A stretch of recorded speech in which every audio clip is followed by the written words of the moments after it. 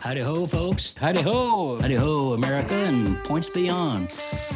Who has power and what are they doing with it? Politics is not a natural act. That's right. That's right. I must admit, I never heard that one from you, John.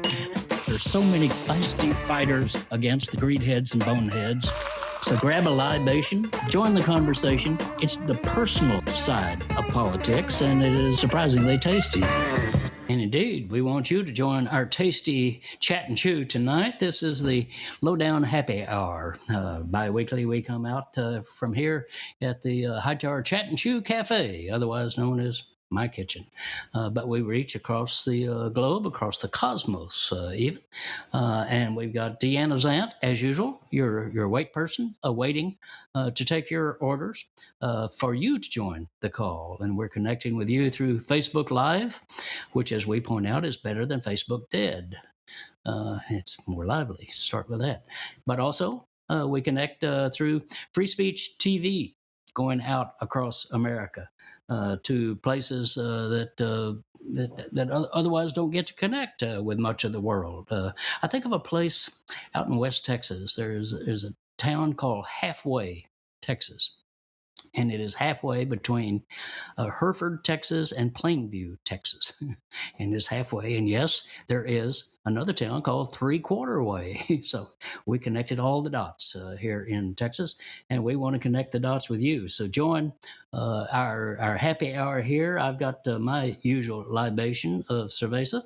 And in this case, I'm having a Mardi Gras Bock.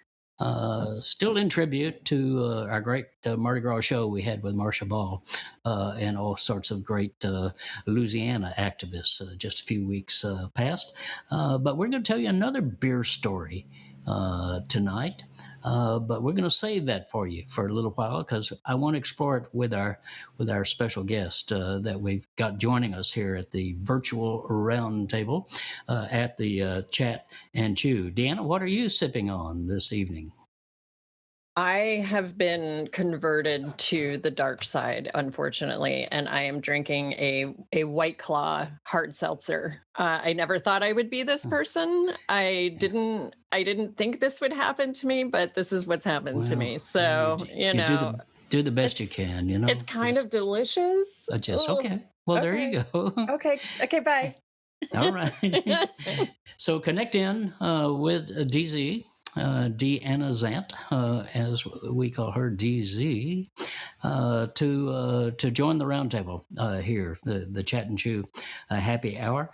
And tonight we've got somebody you might not know about, but you should know about, and you will know about, because he is leading a political party effort that goes beyond the usual concept of party. It's the Working Families Party, and I've known the activists behind this effort for many years, and it is now more expansive, more aggressive, more important than it ever has been, and that's why we're going to present to you Maurice Mitchell tonight. Hello, Mo. Hello, Jim. Great to have you here. And where do we find you? You're in your home in? I'm currently on the South Shore of Long Island. That's where I'm speaking from. Okay, all right. Maurice gets around quite a bit, and we're going to explore that just a little bit. Maurice is youngish, aggressive, impressive leader of a political movement that is about progressive change, and that's all it's about. It's not just about getting power for a few individuals, but of actually making change in our country, the kind of little d democratic change that we talk about a lot here on the Hightower Chat and Chew events. Maurice was raised in New York City, family of Caribbean people. Immigrants, were they, or were they? Yeah, both my parents are immigrants, and Immigrants, yeah. my grandmother came here as a domestic worker in the late 60s. So. There you go. So true roots right there. But you describe yourself as being, as having been begun organizing as a teenager and never stopped. What got you going into that?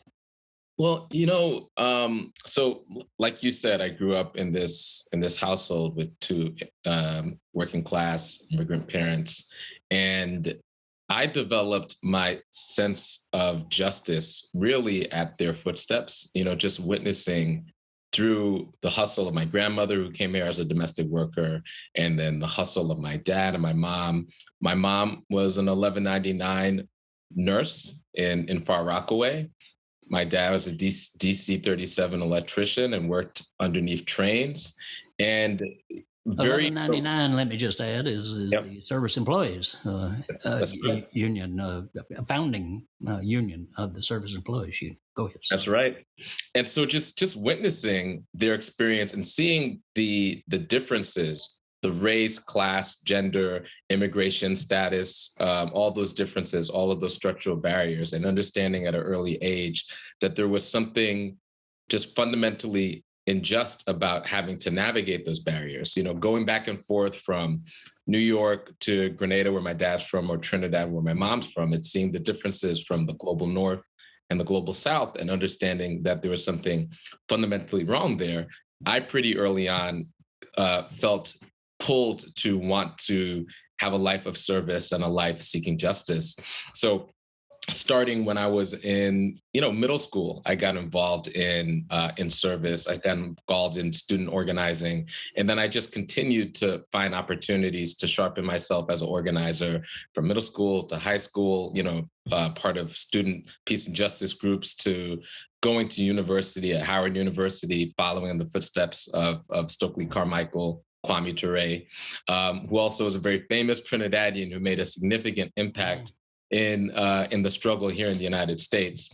And then, in college, spending most of my time in college organizing, specifically around criminal justice. A student and classmate of ours, Prince Jones, was murdered by a police officer, and that politicized a lot of people at the time in the late 90s when I went to school.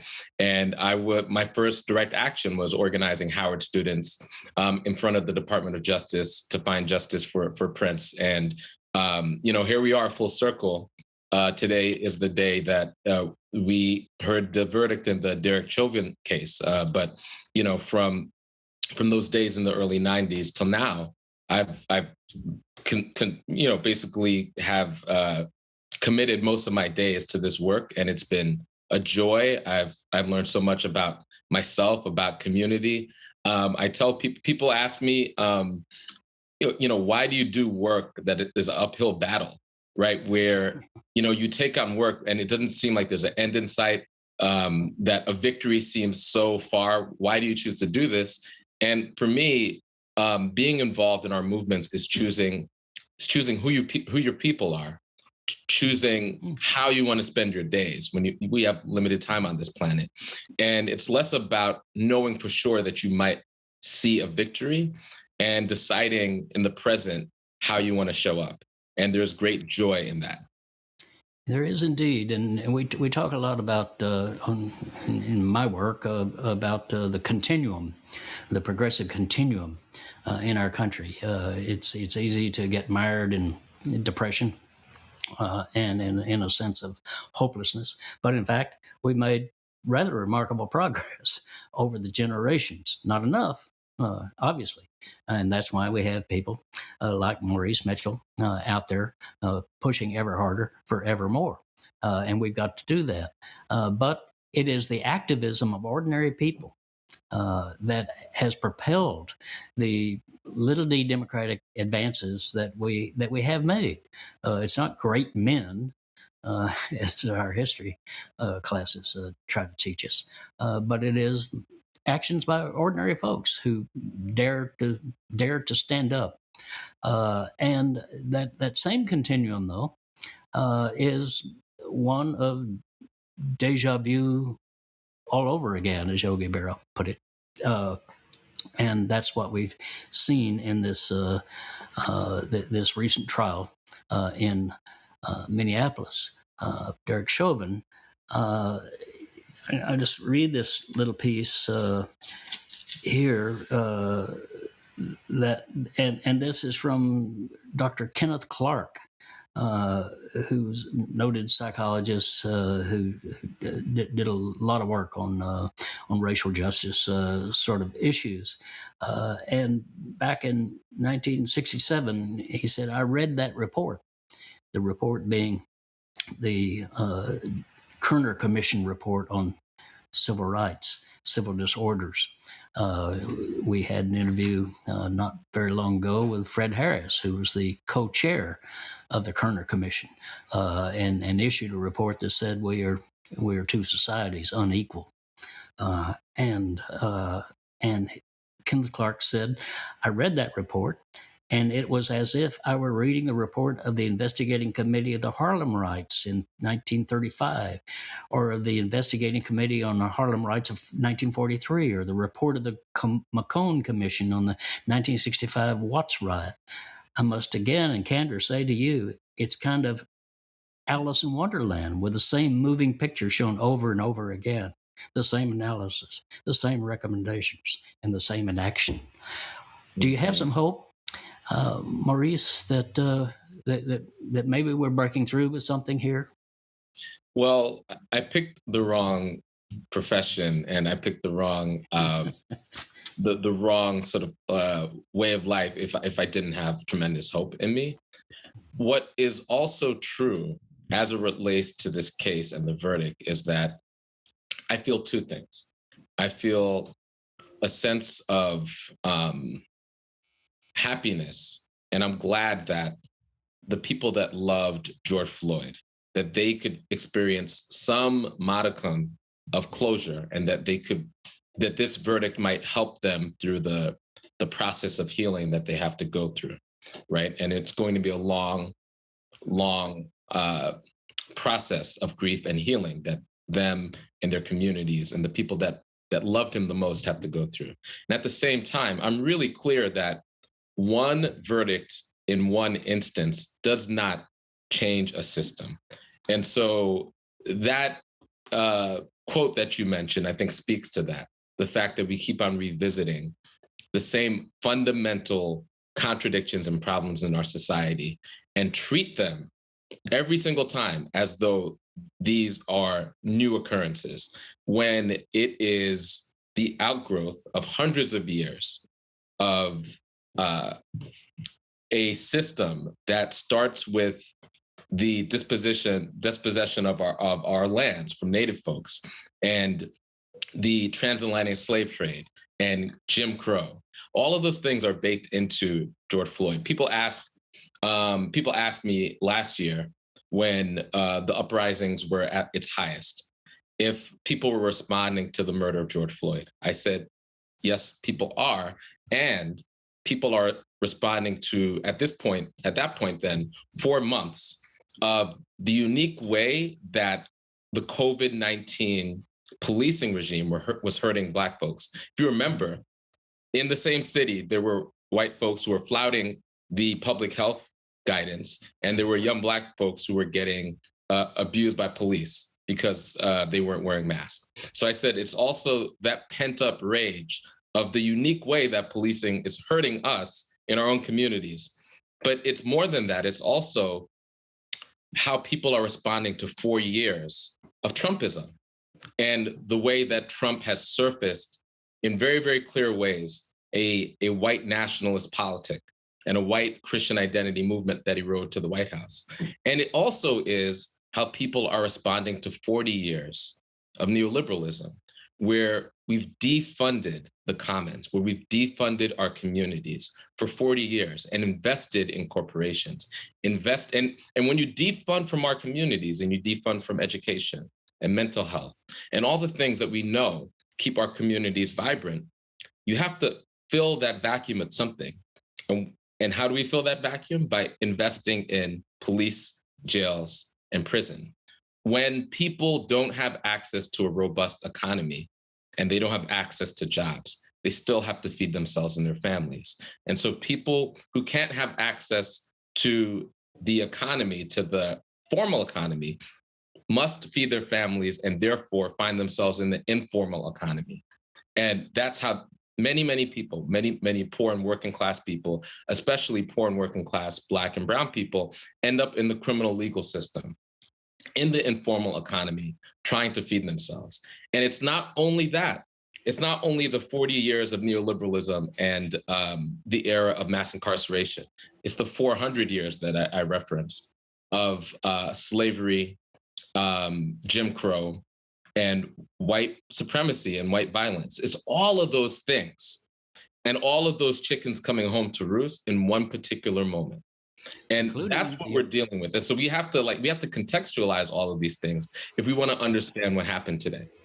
Which brings us to the Working Families Party, because it is an effort to say that this is not a Black people's problem. This is a societal problem, and it affects us all. And that struggle that you're talking about includes the efforts of white unionists battling the elites who were taking their jobs and their communities and their families away from them. It includes the rise of the populist movement, the great populist movement after the Civil War, and the possibility of a multiracial political union that had radical ideas, including creating what they call the cooperative commonwealth as an alternative to the corporate structure back then, and how they used racism then to divide that movement. So that the corporate powers could continue to rule. So that is the fight that I think is the continuum. That it comes down to that. Something I say all the time, that too few people control too much of the money and power, and they use that control to get more for themselves at our expense, and that's all of our expense. We had a great show recently on this program, talking with Heather McGee, who pointed out what she called the swimming pool conundrum they when in the deep South. In the 1950s, 1940s and 50s, and even the 60s, when integration came in, racist mayors and city council people and county commissioners and legislators shut down the swimming pools to keep Black people from swimming, which meant white people couldn't swim either. Right. So I mean, there's a little clue in there for us about a way to proceed in the future. So let's speak a little bit tell me about the Working Families Party. Sure. Where is it and what is it doing? Yeah, I mean, I could say so much about that, but to talk a little bit about the party and how it relates to what you just said is we're attempting to build a multiracial working class alliance. We're attempting to build a movement that could challenge corporate power, and a movement that is big enough that all of us could demand that we do the things necessary in order to resolve the crises that we're experiencing. So I couldn't agree with you more that challenging and ending white supremacy, challenging racism is not charity for Black people and people of color, right? If we're able to end racism, challenge white supremacy, which means that all of us could see each other as part of the community, it is a prerequisite for all of us to come together to do the really big things that we have to do in order to save our community. They can't divide us if we're united. That's right. We understand. And think about it. When you look at the big things that we have to do, ending, transitioning our economy, the U.S. economy and the global economy, from one that is based on extraction and fossil fuels to one that is regenerative and is based on renewables. That is a big column of work that we know that there's a lot of corporate interests that will do everything and have captured the Republican Party in order to stop. So that is something that will affect all of us. Climate change will hurt all of us across race. And so all of us have to come together in order to resolve that. Now, if we continue to be separated by race, and if white folks see people of color as the other, for example, then the only people that benefit are the fossil fuel burning corporations that are able to profit from the continued extraction. None of us benefit, including working class and poor white folk that might have racial animus. So choosing to fight white supremacy is not a favor to Black and brown people. It is a insistence that we live in a democracy. That's really what we're doing when we stand up and say we're going to fight white supremacy and we're going to fight against racism. It's saying that I want to live in a free society, whatever your race is. And if you live in that free society where we're all committed to one another, then we could do really big and amazing things. We could transform the world. We can transform these systems. However, we can't do those things if we continue to live in a system where race is such a barrier to us coming together, and where demagogues and political actors continue to use white Christian identity in order to align some white folks with a corporate agenda, right, through the Republican Party and the far right. We got to break that up. And the Working Families Party seeks to do that. We like to say that we are interested in building politics for the many, not the few. The way that we do that is by electing everyday people across race in every region of the country. So people like high school principals like Jamal Bowman, who is a congressman who represents the Bronx and Westchester, or people like activists on the front lines of educational justice and police reform, like Kendra Brooks, who is a Working Families Party at-large city council person in Philadelphia. These are everyday people who, for all the reasons that we talked about, don't get a chance to represent folks in public office. The Working Families Party is a grassroots movement that creates the pathway so people like that, who are accountable to a working person's agenda, could also be the people who are legislating, making the laws, and in the position to be able to make that agenda real, to be able to secure the victories that our movements progress. So our movements are always going to lead us, right? Our movements are always going to push the realm of what's possible. But what we need to do is a two-step where our movements push the realm of what's possible and push the center of debate to a place where we're having these conversations. And then we need to put people in office to secure those victories through law and policy change. And that's what what if we became our own representatives is basically the theory here. Right. And that is the founding theory in a very limited way, but with great possibilities of this country. And that is the possibility, the enormous possibility of little d democracy. And the Working Families Party pulls people together, not only into the working families voting column, but an important thing that you're doing, Mo, that impresses me is we've got to become a movement of movements. Mm-hmm. It can't be, here's labor over here, here's some environmentalists, here's women's groups, here's this, here's that.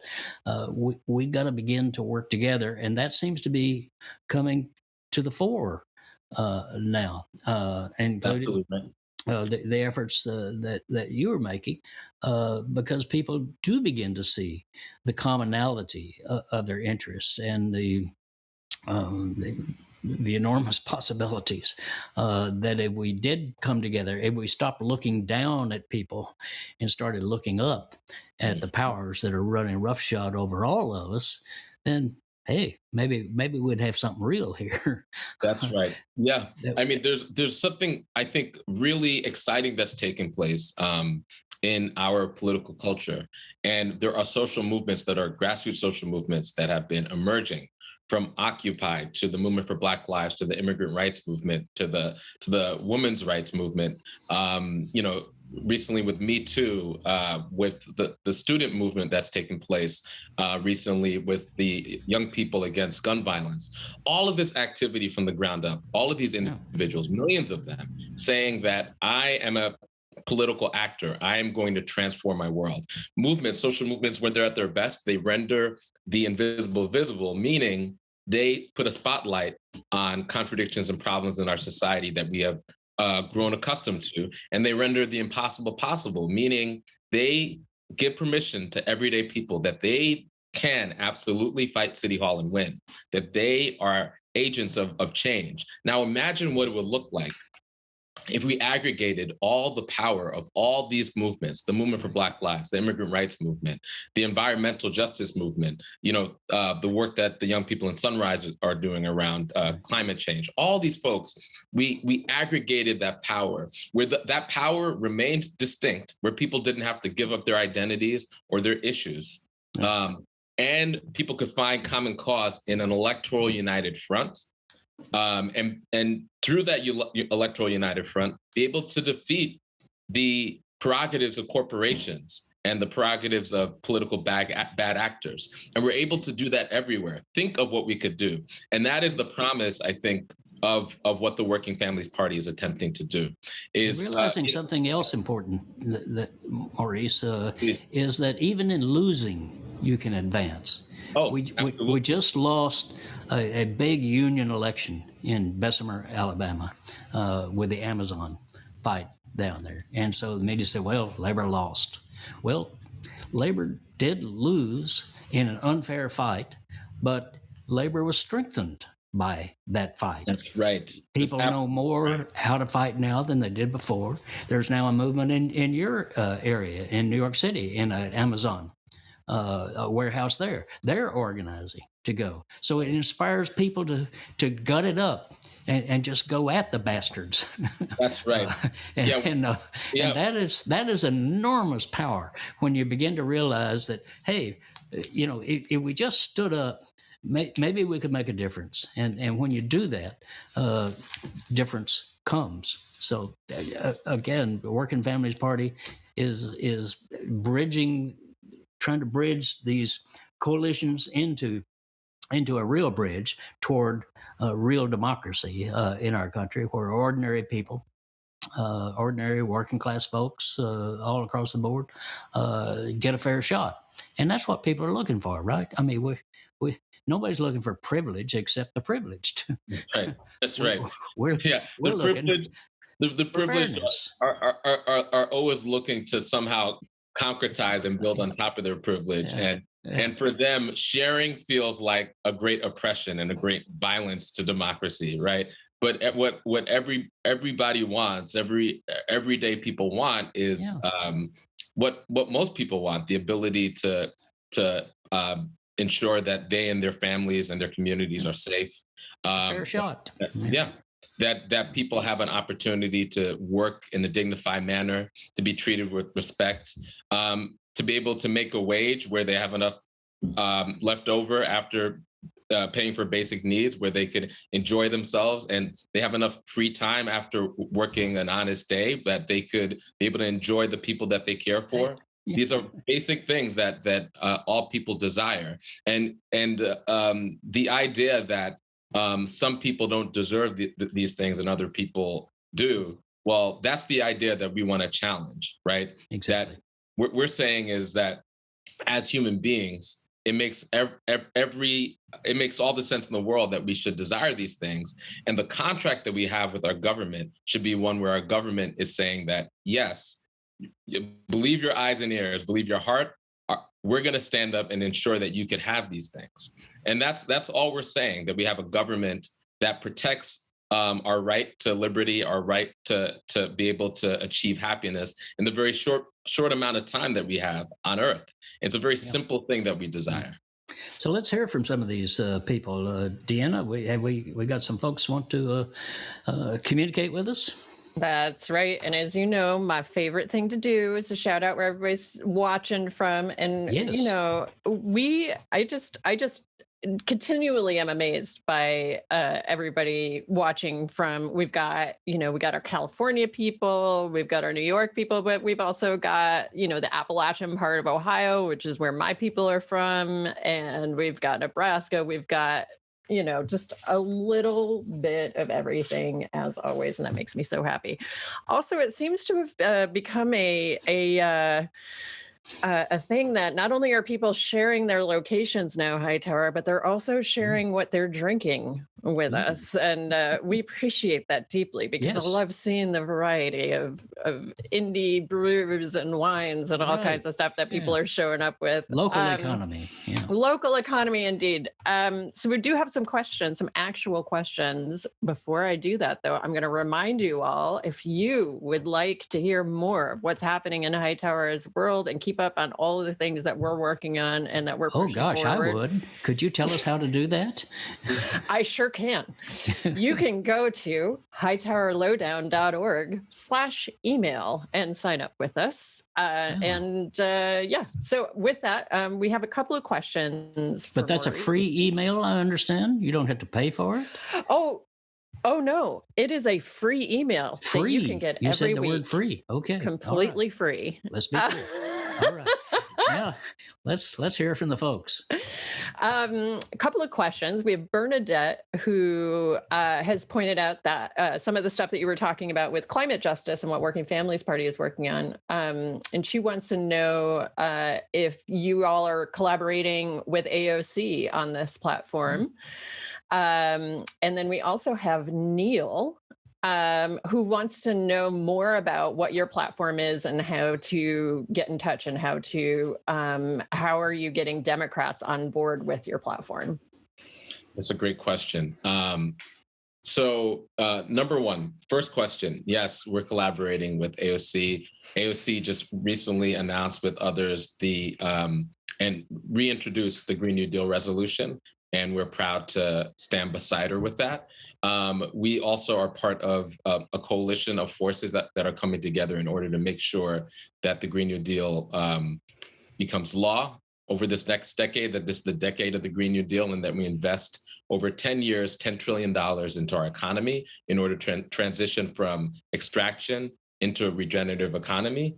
And I could tell you more about that. The other thing is that, yes, we have a platform called the People's Charter that outlines our vision to transition from a world of crisis and talks about what it looks like to build the beginnings of transitioning out of that world of crisis to a world where we focus on communities and invest in our communities, a sort of roadmap from crisis into a resilient world and a resilient economy and democracy. And you could actually text the word charter to 30403, and you could sign up to the People's Charter as an individual. You could read it, you could share it. And those are ways that you can get involved and learn a little bit more about our platform and how we envision this democratic economy and society that we so desperately believe should take place in our country. Indeed, and that is a perfect entree for me to do as promised at the start of this little peroration about a beer advancement. And here it is. This is the New York Times from earlier this week. The future of beer is here, it says. And then it says, and it tastes awful. This is a brewery that says, we've made a beer that just tastes awful. And that brewery is the New Belgium Brewery in Fort Collins, Colorado, maker of Fat Tire beer and other delicious libations. It is a worker-owned brewery. It is a B Corp, which means it puts value not just on the profits of investors, but also on workers and consumers and the environment and et cetera. And they have brewed this special beer and spent money advertising it. Not that they actually put it on sale, but to make the point that if we don't deal with climate change, that beer is going to taste awful. And so much else in our society is going to be awful. They use less than ideal ingredients that would be available in a climate ravaged future, like smoke tainted water, drought resistant grains, shelf stable extracts, uh, and etc. While technically it's beer, they said it's not good.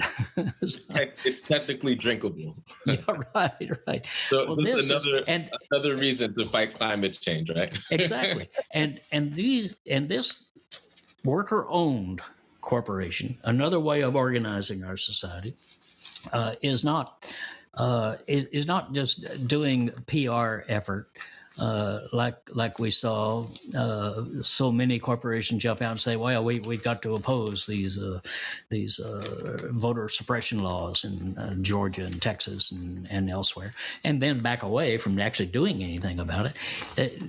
They are calling on the CEOs of other corporations and other breweries to call their own members of Congress personally, CEOs, to the ear of the Congress people and tell them, get on board with this climate change because it's real. And that's where we're going to go. And we're going to join with the environmentalists. We're going to join with the workers. We're going to join with the consumers. We're going to join with democracy and with hope and with possibility, and we're going to build a new economy in this country. This is what corporations ought to be doing, but it requires, I think, corporations to have, in my view, to be worker owned, but at least be cooperatives, and to have a bigger vision than the next quarter profit for corporate investors, super rich investors, 40% of which, by the way, do not live in the United States of America. Mm-hmm. Not to be xenophobic about it, but there you have it. The point is, we can do this if we come together and team up into something bigger than, again, the next quarter profits. And that is the importance of what Maurice Mitchell and the Working Families Party is doing. And Maurice, if I might, we're getting toward our time limit here, but we're having way too much fun, Jim. It's there you go. Well, going by. Well, I want to expand that a little bit into something that I find rather special about you, and maybe have you talk a little bit about it. I think that culture changes politics rather than the reverse, and I've got two elements of this. One, you're a single father. That's pretty rare. Not rare in that it doesn't happen that often. It does, but the difference is that you are strive to be what you call a present parent. Tell me a little bit about that, because you've got a 3-year-old boy. You're traveling this country day in and day out, all across the country, with these Working Family Party chapters. How do you hold this together? How do you make this happen? Well, it's not without a lot of intense focus. And I think number one, I think anybody that is a parent understands that parenthood is one of the most humbling things you could ever participate in. And it's like whatever I'm doing out in the world, when I come home, the demands that my child has for me grounds me. And in many ways, I feel like I'm raised by him, because the person that I am now, compared to the single person I was when I was childless, it's significantly different. And me as a parent, I've deepened my commitment to social justice, because I want my child to live in this world where that's what it's about. He could be everything that he wants to be, and doesn't have to fear for police violence, isn't concerned about climate change preventing him from accessing the bounty that is our beautiful environment. And so as a result, it is really important to me that despite all of the demands of the movement, that I maintain a present feature in the life of my child. And I have to say that there's no way I could have done that if it wasn't for my co-parent who holds things down every single day in amazing ways. But I do think that our work shouldn't be abstract, right? It should be grounded in our reality. And I feel like whether or not you are biologically connected to children, having a connection to the future generation is a key, I think, way to stay grounded in the urgency of the change that we need to make happen. We want to make that change happen. And we want it to be real for ourselves and also for the young people in our lives, and to make sure that they don't have to experience some of the unfortunate realities that we've had to experience growing up in a society that is often governed by greed and corporate capture of our government and racism and sexism. If we can move the dial a little bit, just so that they could experience something different, then it's worthwhile. That is a political party of real values, it seems to me, and a political party that we could all sign on to in terms of those values and advance them. The second element of my departure here into the culture is that you and I know Working Families Party. You know, I was a longtime friend of Danny Cantor, the longtime leader of the Working Families Party. He's completely insane, but he also makes a lot of sense when you actually listen to him. So I've learned a lot from Danny, and one thing I've learned is that we got to put the party back in politics. It needs to be fun. It can't be just a bunch of committee meetings and legislative hearings and stuff like that. We got to make it go. And you have put the go in that concept because you have been a leader of a punk rock band. Am I correct in that? Yeah, that is correct. You're reading that right. A lot of people. Could you share a little bit of your musical inclination here? Sure. I'll recite something. A lot of people, when they find out that I'm in music, because I'm a pretty mild-mannered person, most of the time, they assume like, oh, is it reggae, jazz? I'm like, well, no, actually, it's hardcore punk rock. So what I'll do, because there's no instrumentation and there's not a stage, I will recite some lyrics. So I'll do that. So yeah. And in my early life, I led a hardcore punk rock group called Cypher, and we wrote a lot about the society that we lived in and how we wanted to change it. And so this is a song called "The Day After," and I'll recite these lyrics. All right. Okay. So imagine a world with no boundaries, where all energies are focused on life and synergy of creation and memory, transverse and transcend hurt, create identity, where men and women gestate biology and humans love each other equally and evenly, where a world abundant with food proffers a daily meal to a hungry brood. Let us commune with ancestors through the earth. Every harvest is a birth. Every artist is of worth, where truth is not prescribed from above, but derived from within and is as varied as the lives that we live. Imagine no kings or bishops, no serfs or prisoners, a common wisdom under the sun, where plowshares, guns, pens, and tongues, wombs, minds, eyes, ears, and lungs are directed towards one love, where blood flows like life through wombs and consumes a new world with life anew, where we rely on no religion or orthodoxy as a proxy for thought and honesty, or a crutch for the bitter and cowardly, where innocent life will not perish by the random hand of man, but command respect and demand command over hearts, minds, and essence. Erase racist Hegelian dialectics, pure rebellions diametric to a higher ethic. Revolution is the concerted and organized channeling of a universal love for all creation through internal and external transformation of an environment poisoned by reaction. Our enterprise is nothing more than the ushering in of such a vision. Through any means, many means, through toil and dreams, we will realize this new world. We will create a new human being.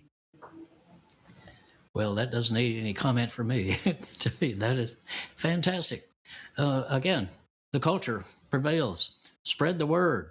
This is Maurice Mitchell. He is the executive director of Working Families Party. Maurice, how can people stay in touch with you? We'll put the little doodads Sure. on the screen and everything. Well, so they should visit me on social media. My handles are the same on Facebook, Twitter, and Instagram at Maurice WFP. They could text right now. They could text my name to 30403 or text WFP to 30403, and you'll immediately be connected to us. If you text my name, Maurice, to 30403 or Mo for short, then whenever I write an op-ed or an article or have any insights, you'll get it straight to your phone. So there's all types of ways to stay in contact. And lastly, on the internet, go to workingfamilies.org. Fantastic. Workingfamilies.org. Thank you, Maurice. Great to have you with us, and we want to stay connected with you down the road. Keep us posted on what you're doing. Thanks for having me. All righty. Maurice Mitchell, Working Families Party. Thanks for being a part of the Hightower's Chat and Chew Happy Hour.